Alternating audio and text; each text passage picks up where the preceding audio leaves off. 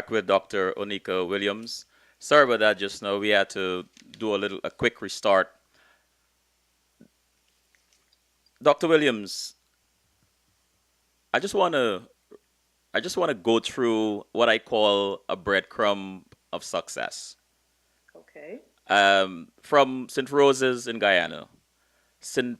Christchurch Foundation School and Harrison College in Barbados, through Johns Hopkins University, Harvard Medical School, hospitals operating rooms, and into young hearts and minds through your children's book, Dr. Didi Dynamo. Your book features a superhero girl, who is a positive female role model for young black girls. Why a superhero character, and what was the thought behind this character? So superhero character because I wanted to figure out, or I figured out what I thought was the best way to reach young minds. And I felt that the best way to do that was with a character that entertained and educated at the same time, and a character that helped to kind of unleash the possibilities that we are within each of us. We have a superhero within us, and how do we harness that, and how do we release that? So that was the idea in terms of creating a super hero character. Additionally, because of what I was seeking to do, which is to find a platform for science education, it meant that the type of topics that I was going to be, kind of confronting and addressing, I had to identify what was going to be a way to bring that material, which can be some fairly hardcore content and very factual, to kids in a way that would engage them and that would appeal to them and that would intrigue them, so that they would even be open to to having this information be part of, their daily reading. And I thought that the best way to do that would be with a fictional kind of fantastical character, because, at early ages, kids tend to gravitate towards, things that are kind of otherworldly, if you will. I was inspired to create this character, I think, in terms of creating a powerful girl character, because, we have one son, but we have a number of goddaughters. And, this is a multifaceted and multidimensional, type of ambition and set of goals that I set, or that I was responding to. So one of the things that I was responding to was seeing my goddaughter wanting to be a boy and running around, with some of the boys' superhero characters, pretending to be them because boys had more fun. And, so I stepped back and I said, well, where are the powerful images and powerful characters for girls? I mean, there's so many male characters that boys tend to identify with. And by virtue of the fact that there are not many for girls, that girls end up identifying with those male characters, where are the positive images and powerful images that impart to girls that they too can be powerful and they too can be dynamic and they can be superheroes? So that was the genesis of, sort of the superhero approach to this. And that happened probably about 7 years ago, where I thought that, I wanted to come up with more of a girl powerful superhero character. Prior to that, I volunteer, and I do a lot of volunteering and mentoring for girls in particular. And was volunteering with the Science Club for Girls. And, Hold a second, Dr. Nika. I'm getting some messages in the chat room. okay, After the restart, some people are complaining that they cannot see, not working for me either. I did even close browser and restarted. okay, Stream currently offline. I'm telling them to refresh, and it should come on. Hold on a second. okay.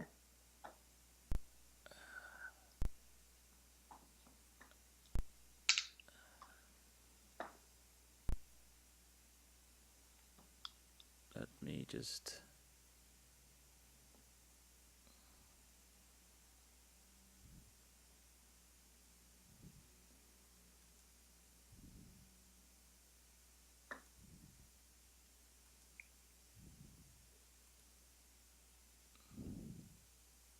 It should be on.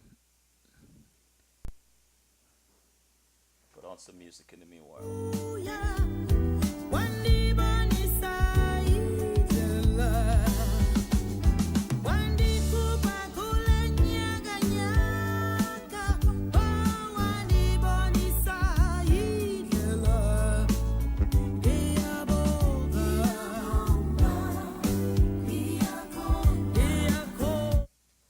Okay.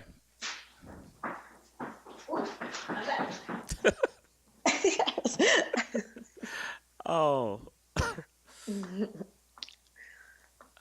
all right. So they're back. So you were Okay. saying that Oh, 7 years So, ago. so 7 years. So wanted a powerful girl superhero character to meet what I thought was, a lack in children's literature and just characters in general for girls.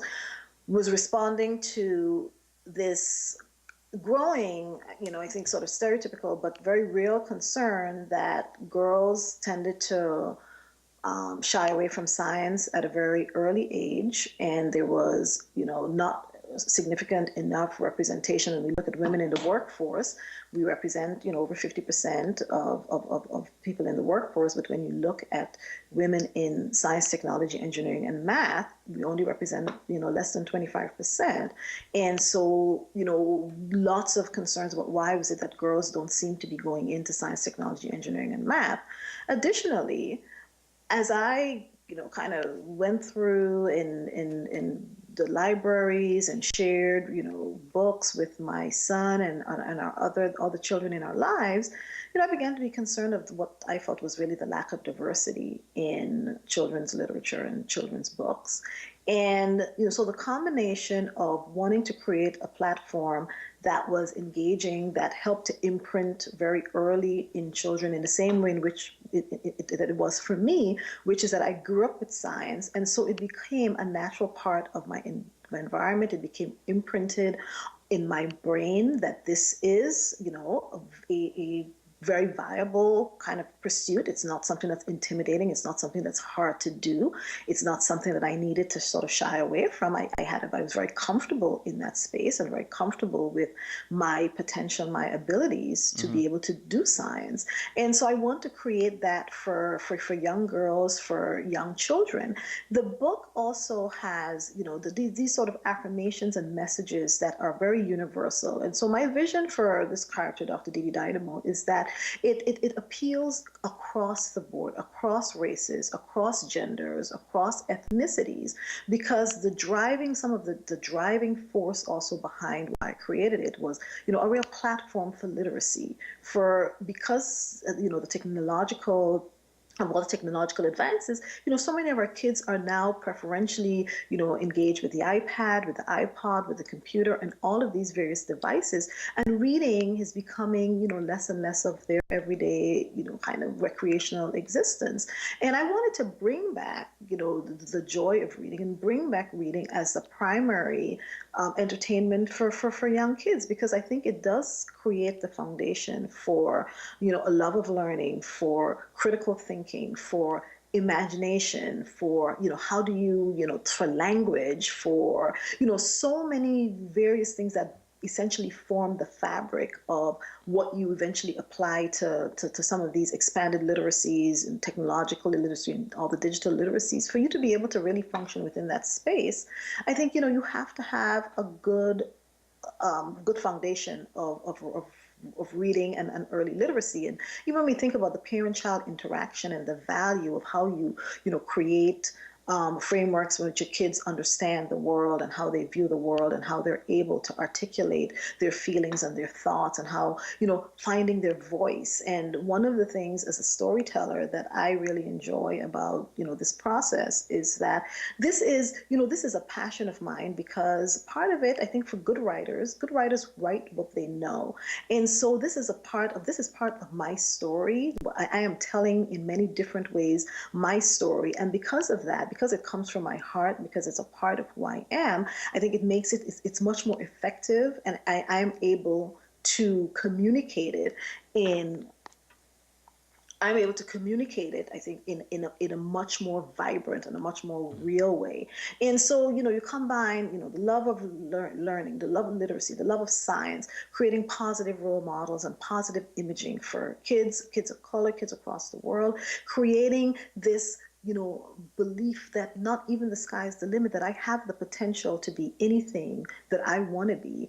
And how do I resist some of those negative messages that inevitably are part of our world? How do I develop the mental resilience to resist, some of the messages that we will inevitably confront. And so marry all of those things, plus the fact that I love being a doctor, I love being a surgeon, and it creates, I think, a platform for helping kids to understand what surgeons do, what doctors do, allow them to become much more comfortable in that space, and to just share, or my joy about how it is that I do what I Mm-hmm. do. And so put all those things together, and that's the genesis, and that is, my perspective and my goals in terms of why I created this character and these set of books. And my vision is that will be something that's multimedia, so that it's not only going to be limited to the Dr. D Dynamo, the books. I wanted to start with the books because the foundation is clearly one that's about literacy,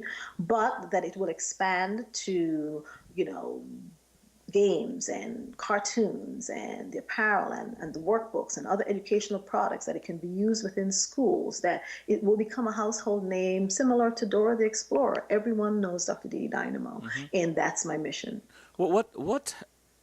What would you say you have learned about yourself during this process? And if any, how has it changed you in any way? What I've learned about myself is that, I mean, I think for many years my sort of creative output was significantly diminished. And what I've learned about myself, because is that, that creative output for me is a form of a release. It's almost therapeutic. Mm-hmm. And it people will say to me, well, how do you juggle all this? How do you do this? And it doesn't feel like work. And that's something that has been very surprising to me, because for so many years, as I prepared through, medical school, to undergraduate, through medical school, through residency, which was extremely rigorous, I didn't have a lot of time to write. I didn't have a lot of time to really understand sort of how my creative input was so important in allowing me to really sort of blossom and allowing me to express the fullness of who I am, and how that then translates into how I'm even more effective, I think, as a physician, as a surgeon, and how the importance, and how, recognizing that creating impact has this wider platform. And I think that that's not really something that I understood about myself until now, which is I was doing all this community service, I'm taking care of my patients, and I felt like, well, geez, I'm doing a great job. This is enough. But there was something that kept saying to me that there is more to be done. And I couldn't understand, what that was. And I would pray and I would, say, God, well, what is it that you are calling me to do? It seems like I'm doing so much. And what I've learned about myself is that, I have am meant to use this creative part of myself that is really meant to be a gift to the world. It's a gift that God has given to me, and gifts are things that are meant to be shared and are meant to be given. That's why it's a gift. And that it would be something that I would need to find a way to really share with the world. And this is, and I think that this is certainly not something that I had ever imagined I would be doing. I don't, believe it or not, I'm not someone who likes to be center stage. I work in, I mean, I'm very good at what I do. My patients love me. I love what I do, but I'm not someone who is very self-promoting. I don't really talk about myself a lot. I don't, do a lot of marketing about my practice. I mean, I'm not someone who is always kind of selling myself. And so this has put me into, a place that is not comfortable for me. And I've had to learn how to be comfortable about letting my light shine. Mm-hmm. And because as I let my light shine, it inspires others. And that is really one of God's gifts and it's one of the purposes, I think, for why, I am here. And so getting comfortable about, being marketing myself and talking about myself and promoting myself is, I think we in the Caribbean in general are very humble people, and we have been taught that you're a show off. If you talk about yourself and if you talk about what you're doing, you're showing off. And so I've had to, kind of get past that and realize that for this to create the impact and for this to have the impact that it's meant to be, I have to step out of my comfort zone in terms of showcasing myself Mm-hmm. and share what I'm doing and share who I am. Can you show us what the book looks like? And while you're doing that, I understand Bill Cosby endorsed this book. What was that like for you, having his acknowledgement? It was really a great honor. It was a great honor. It was an incredible blessing. And I was just very thankful that, someone who is so well respected, someone who has been so, kind of clearly committed to a cause of continuing to elevate, our humanity, and someone who has blazed a trail when we look at sort of crossover type of representations of powerful and positive images of Black families, and how that was done so well with the Cosby Show, that he would reach back to an unknown such as myself, and to endorse the books because he recognizes the importance of the work that I'm doing. I has just been, I just felt incredibly honored, by his endorsement. Could you show us? So there are two books. So this is the first one, Mm-hmm. which is, Dr. Dee Dynamo's Mission to Pluto. And everything that Dr. Dee does has some type of surgical consideration anyway in terms of a fix. So she approaches she approaches her solutions with from a surgical frame of mind. And so it really reflects what my day-to-day kind of interactions with patients are. And so with each book, there's kind of a little surprise. I would say I've been very pleased that the books are just not predictable. And that's something that I really enjoy. The second book is Dr. Dee Dynamo's Meteorite Mission. And one of the things that I'd like to do when I write is, number one, address sort of little known, sort of fascinating scientific facts, or to use current events, almost like, my husband would say, sort of in the similar way to which Calypsonians sort of have a social commentary, that my books also have a commentary about, the science is every day, that there are things that are happening around us that are important, that we need to connect to, that we need to be a part of, because we, will ultimately be part of the solution.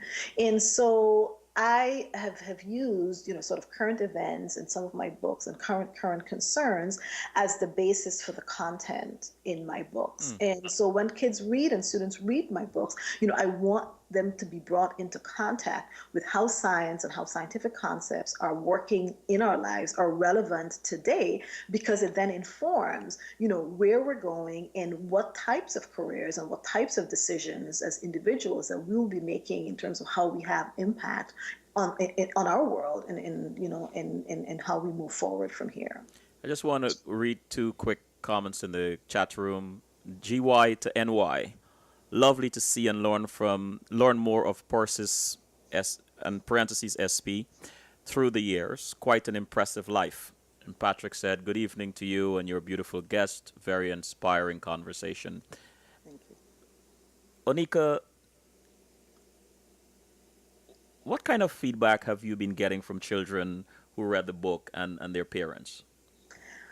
And I think that has probably been the most gratifying part of this, is that children have loved the book. And the character, when you create something, you just never know how it's going to be received. And from ages 15 months to, adult ages, people have connected to the characters, have connected to the stories, have connected to the messages. And, I have stories from I have stories from, from my son's violin teacher who is a 15-month-old who, this Dr. Didi Dynamo, the books are one of his favorites. And so he'll go to his reading chair and he'll point and he'll say, Didi, Didi, he wants her to read Dr. Didi Dynamo to him. And it's the great news about the vibrancy of the illustrations, about the images, is that even for children who can't read, they're still able to engage and to connect into some of the content and to what the broad messaging is. And so she tells me whenever he sees an ambulance, because one of the characters in the book is Frida the flying ambulance, whenever he sees an ambulance, he points it in and he says, Dee Dee, Dee Dee. So, here's a kid who already is making these type of associations.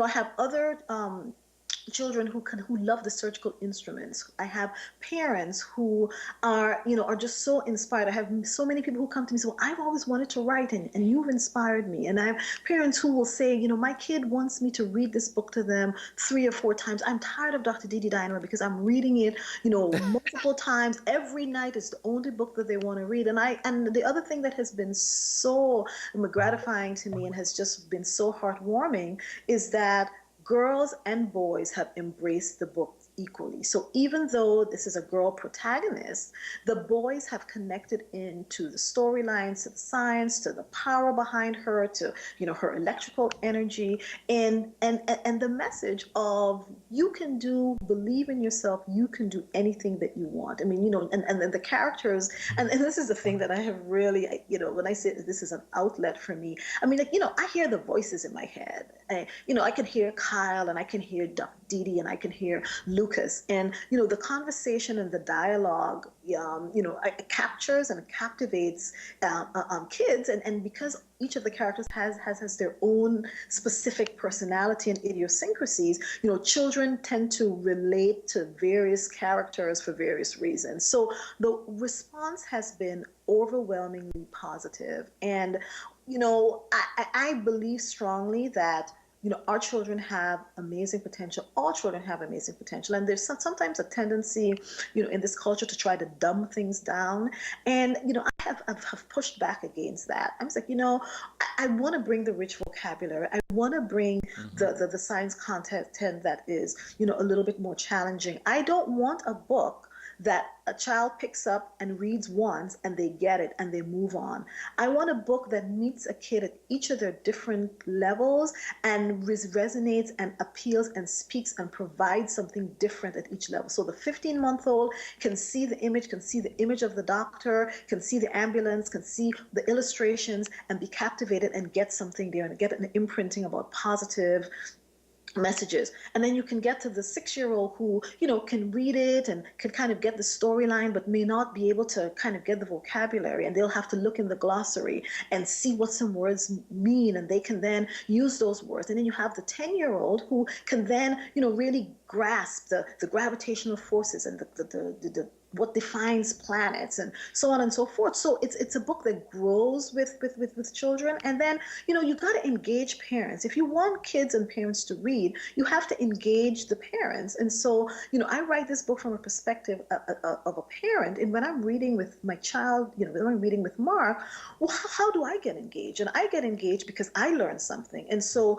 much of the information in the books is learning information for parents as well. There's a lot of information in there that is not commonly known, and so parents also enjoy reading with their children because they're also learning an immense amount. And I speak at schools, and I was at a school, and I gave my presentation, and I talked about what my life as an author, my life as a surgeon, et cetera, et cetera. And I had a book signing at a bookstore, and this grandmother, it looks like an old Irish woman, came to me and she said, I looked up and I had to see where you were because my granddaughter saw you at, this particular school, and she came home and she said, I want to be a doctor. And she would not stop talking about you. And so I said, well, who is this person that has inspired, my 7-year-old grandchild to want to be a doctor? So she looked me up. She looked to see where I was going to be. And she came and she bought a few of the books and had me sign them, not only to her granddaughter, but to her grandson. And so when I hear those stories, I mean, they are so empowering and inspiring for me, because it says that, my mission and what I'm hoping to do and what I'm trying to do, is hitting the mark.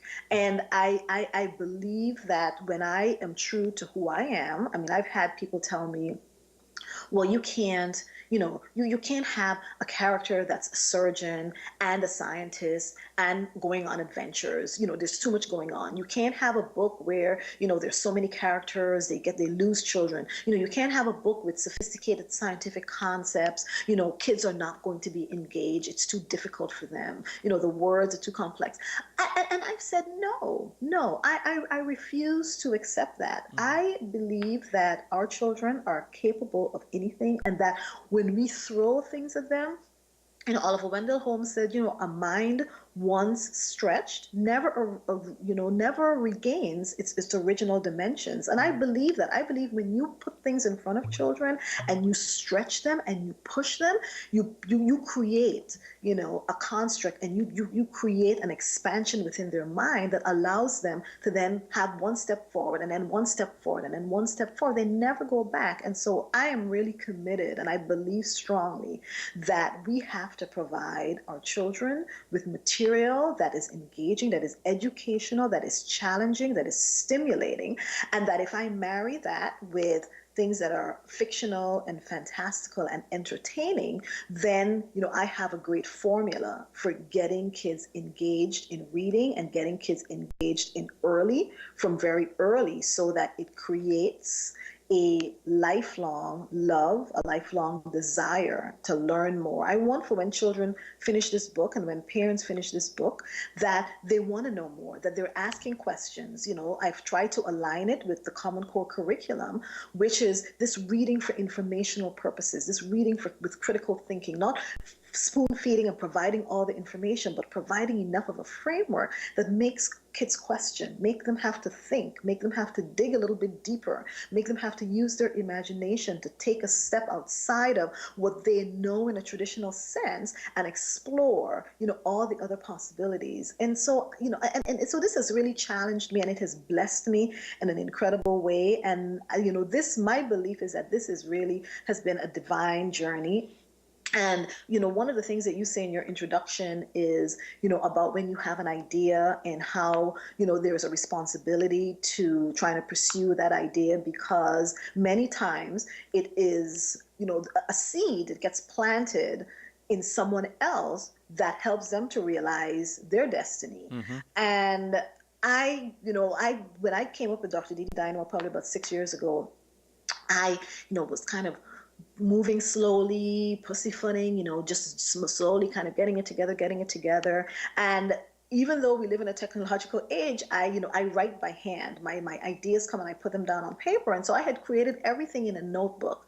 And after a few years, I had my computer and my notebook in my computer bag in my car, and I usually travel with my things because as I'm constantly sort of things come across my page or my mind, I jot them down, and someone broke into my car and stole my computer and my book of every single thing that I had written about Dr. Didi, all Oh. the characters and so on and so forth. And I mean, I was devastated. I said, God, what does this mean? And I think, what I took that to mean was that God said, look, I have given you this idea. I have gifted you with this because it is intended to be a gift to others. And you have been dragging your feet. So I'm going to take it away. Mm-hmm. Right. And now you're going to have to work. You're either going to have to work hard to get it back, or you would have lost what it is that, this purpose for you, and you will not come into the destiny for for yourself and for someone else whose life you're supposed to touch, so that they can be what they can need to be and they can realize their potential. And so I really took that as, a real message that you got to get moving. And I recreated everything. I sat down night after night and dug through, my memory banks and recreated and restructured everything and said, God, okay, I get it. this is something that I need to do and I need to do quickly because, it's meant to serve a particular purpose and it's meant to have a particular impact. That is not something that needs to be done tomorrow or the day after or the year after. It's something that needs to And be done. where can anyone purchase this book? So the book is available on Amazon.com. My websites are www.drdynamo.com. So the book can also be purchased through that website. The publisher is Mascot Books. It can be purchased through Mascot Books as well. And a second website for more information is www.droneka.com. I want to try something with you because time has snuck up on us, and then we had a few glitches and so on. So I'm going to ask you to indulge us an extra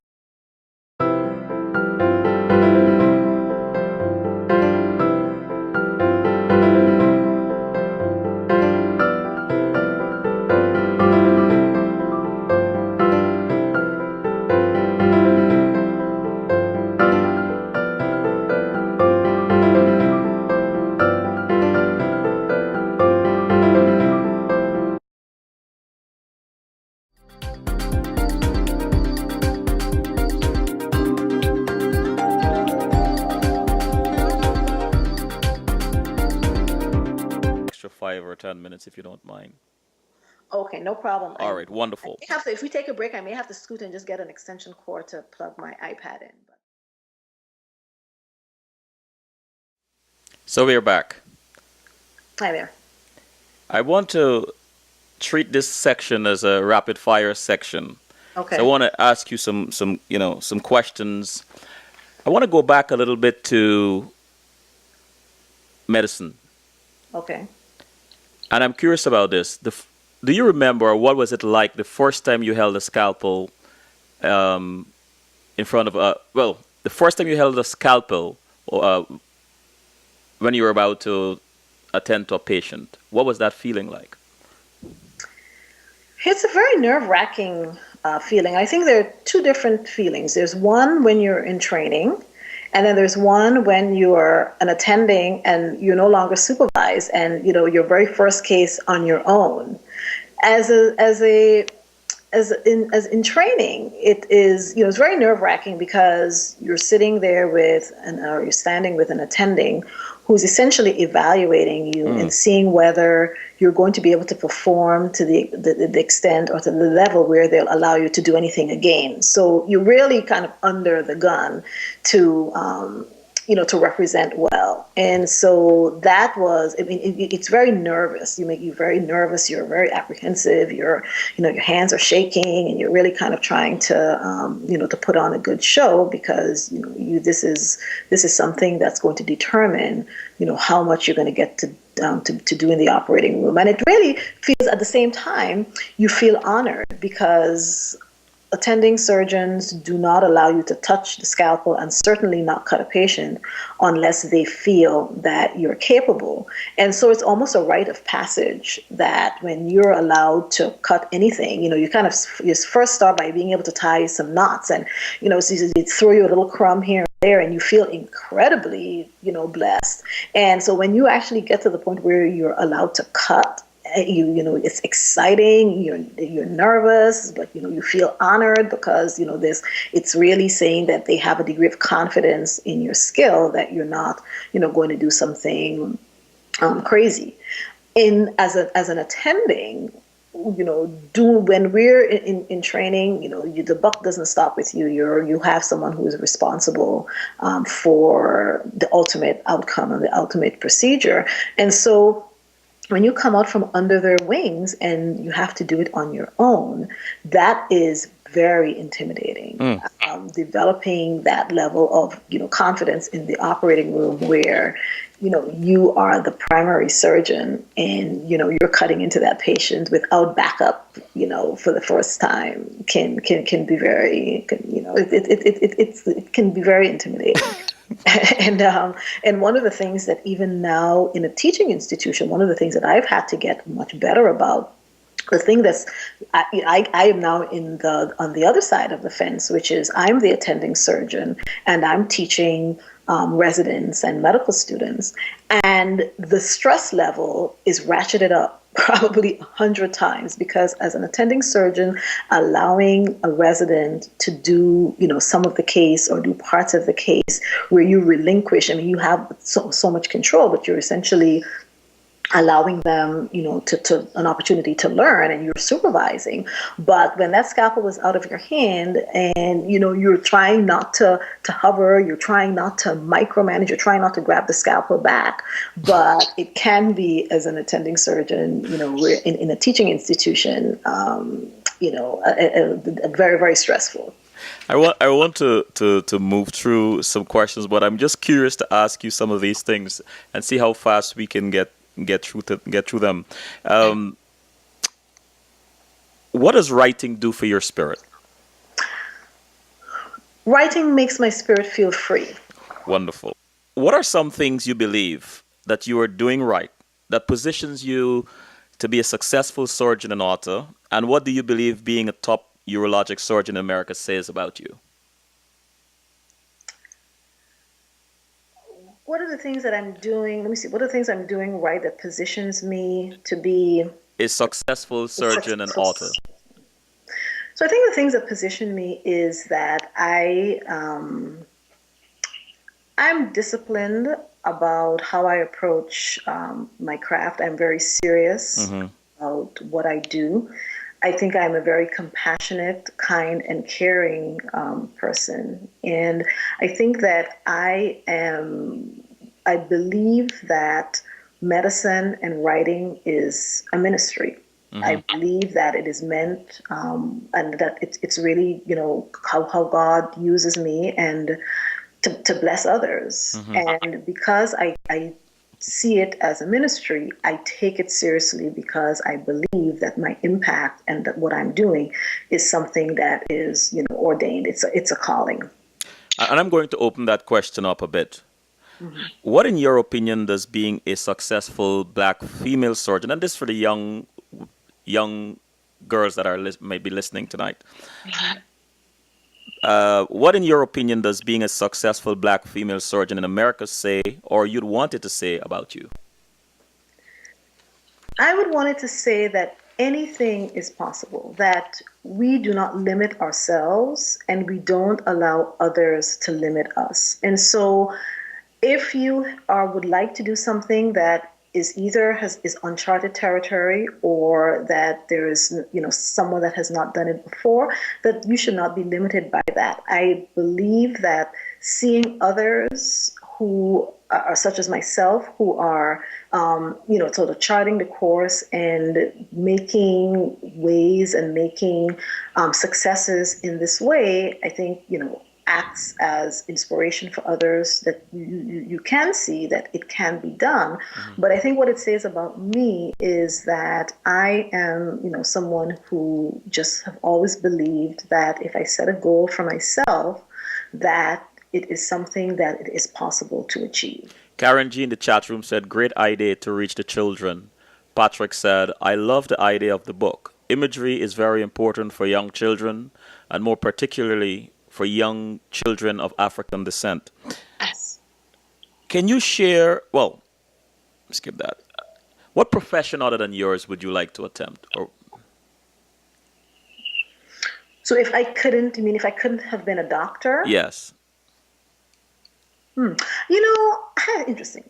If I couldn't have been a doctor, one of the things that I absolutely have enjoyed is interior design. And I've always gravitated to things that, sort of bring out this creative outlet. But I spent probably my other part of during residency, et cetera, even as a medical student, there's recovering furniture, remodeling furniture, painting,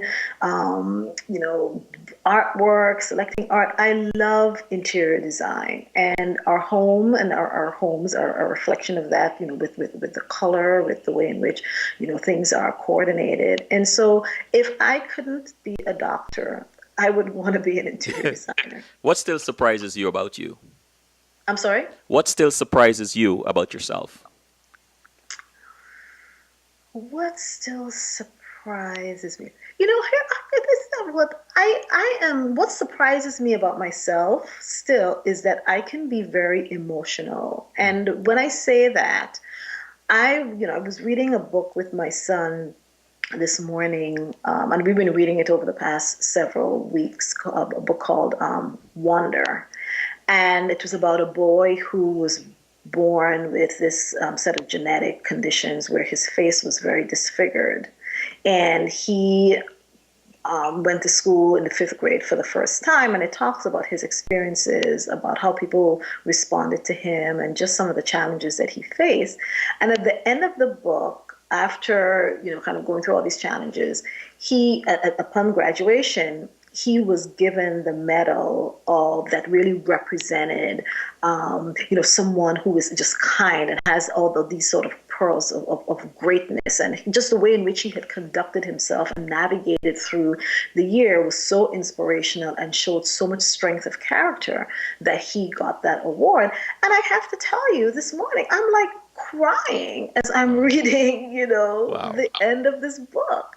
And I'm thinking to myself, oh, geez, this is just a book, but I still, I really have a very soft side to me, and I get, I become, very sort of emotional. Like those things touch me, they touch the core of me. And when I read of things that are, either sad or inspirational, or where people have overcome great challenges, I still well up. And and I find that surprising, because you would think that being in medicine, where you're exposed to so many things that are sad, and people losing their lives, and things that don't go well, that you develop a core that kind of insulates you from those type of emotions. And I'm still surprised that that has not been the case. I guess it says to us how very free your spirit is. When are you most happy? I am most happy when I am spending time with my family. Hmm. And I would say on vacation in some place warm, where I have the freedom to just, spend time together and do the things that I enjoy doing without feeling the, sort of the schedule of, Hmm. having to get things done, where I am, I just have the ability to completely just let myself relax and enjoy the companionship, enjoy the camaraderie, and enjoy, good weather and the beach. What are you most proud of? I am most proud of I am most proud of, I think, my 21-year marriage, and Congratulations. our son, Mark. And what are you most thankful for? I am most thankful for health, and for the family, the parents that God, allowed me to grow up with. Finish this sentence. I look forward to Sunday evenings too.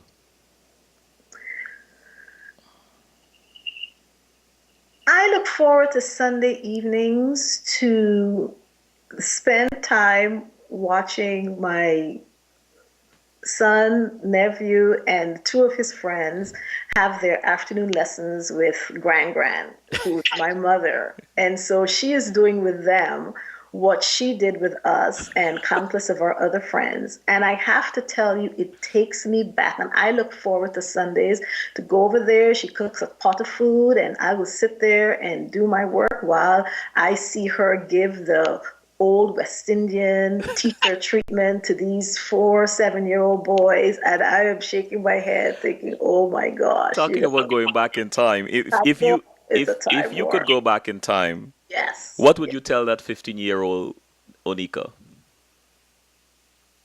What would I tell the 15, when I was 15, what would I tell myself? Yes, if you could go back in time. Oh, okay. If I could go back in time, I would tell her to just continue to savor the moments, Hmm.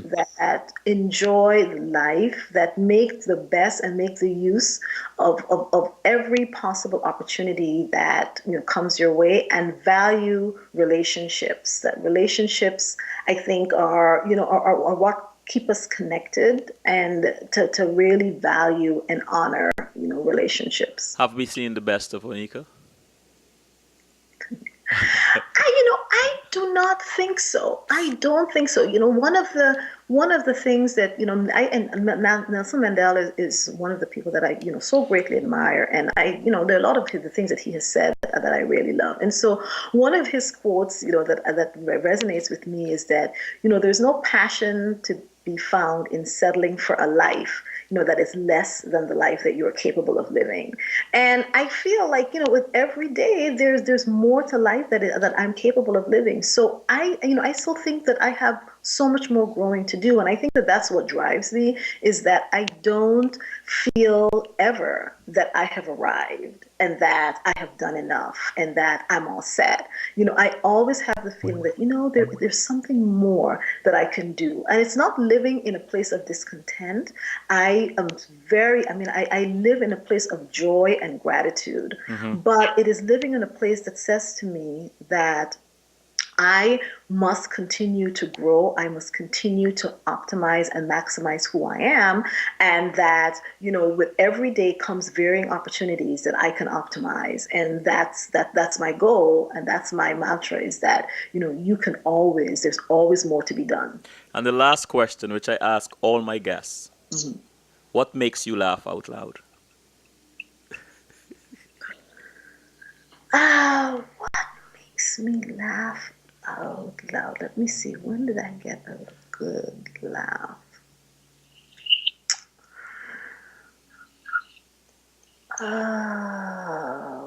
What makes me laugh out loud? No, geez, you might have stumped me with that. I mean, hmm.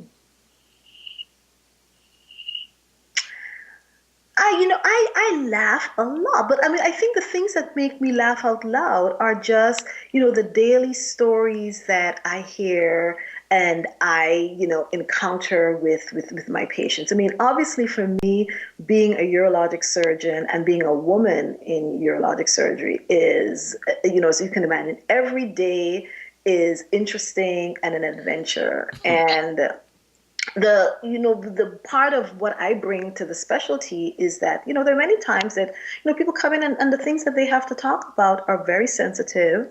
They are embarrassing at times, and sometimes, especially for male patients, it's difficult to be comfortable with a female talking about those things. And so the things that will make me laugh out loud is some of the things that patients, especially male patients, will say to try to make themselves be comfortable in the place. And I laugh out loud because, I want them to know that you can be yourself, and it's an uncomfortable situation. I understand. And if whatever you need to do or to say to kind of just release your detention to, get us a place where, that even though I'm a female provider, that, you don't have to be uncomfortable, that I'll meet you wherever you are, that, the things that some people come up with are just laugh out loud moments. And I should really begin to keep a journal of some of the I things think that you should. I people think you say to should. me as they are, getting ready for the rectal exam or whatever it is that, those are some laugh out loud moments. Well, Onika, thank you so very much for sharing your time with us. I really appreciated you were candid, and your stories were very interesting and captivating. And I am confident that your book is going to be bestsellers and bestsellers. And it's good that you've taken the time to write such a book, because you know our communities need those kinds of information. I especially like that you chose not to settle for mediocrity, or not to write a soft book, for the lack of a better word, that our children can do much more. you know, the other day there's a story floating around Facebook where this young black kid got into 8 Ivy League schools Yes, that he yes, applied to. yes. So you're absolutely right. If you raise the bar, the children will rise to reach it. And so Absolutely. thank you so very much for that. And any closing thoughts? Well, thank you so much for having me. This has been a wonderful conversation. I want to say that the two books are out, Dr. Didi Dynamo's Mission to Pluto and Dr. Didi Dynamo's Meteorite Mission, and the third one will be out in a few months, Dr. Didi Dynamo's Saturn Surprise. And I really want to give a shout out to my family because they have been so supportive. They have been, if you look at the books and the content and the family structure, it really reflects, much of the family dynamic that I have been blessed to grow up with. And many of the stories come out of that upbringing and come out of that experience. And so and this has become a family endeavor. My mom, my dad helps me edit. My mom, helps with, sort of questions and the content and challenges me to think about things in different ways. So this has been, and all the cousins have various roles, and my brother is in the book, and my, other brother is going to be in the fourth book. So it has been a family, it has brought our family closer. It's something that we're very proud of, and I'm proud to be an agent of change even within that. And I just thank them for supporting me, for loving me, and for allowing me this opportunity for us to work together to kind of achieve a greater good. Thank you so very much. Thank you so much. So I want to thank you for all the people who have bought the books, who have supported the character. Continue to look out for all the work that she's going to be doing, and just continue to tell all your friends and family and teachers and students and your kids' class and so on and so forth. Just spread the word. And thank you so much for the support that you've provided thus far. Oh, you're welcome. And good night. Thank you.